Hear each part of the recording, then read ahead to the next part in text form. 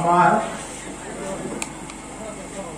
ভারত এবং বাংলাদেশ থেকে আমার 19টা যৌথ কাব্যগ্রন্থ এবং একটি একক কাব্যগ্রন্থ প্রকাশিত হয়েছে।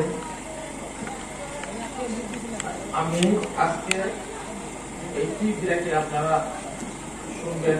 মূল অনুষ্ঠান আরম্ভ হওয়ার আগে আমি একটি কবিতা পড়ছি।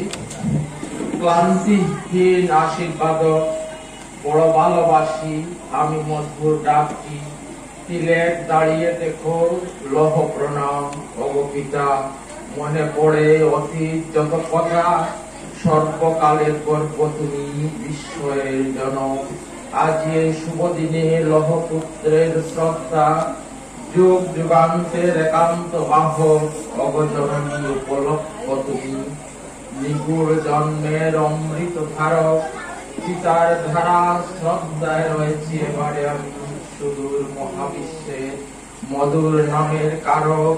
পিতা সত্য শ্রদ্ধাশীলতার যে শেষ পঙ্ক্তি, জননী স্নেহশীলতার আদি অনন্ত প্রাগ, রাগ করোনা যে দিবসে অগজননী এসো মোর পাশে, জীবনের শ্রেষ্ঠ পরিপূরক। মম পিতৃ শব্দায় তোমার ছোঁয়া যে আছে জানি, এসো এসো যত পিতা ক্লান্তিহীন আশীর্বাদ, প্রণাম করে জননীর স্নেহভাজন জয় অভিমানী।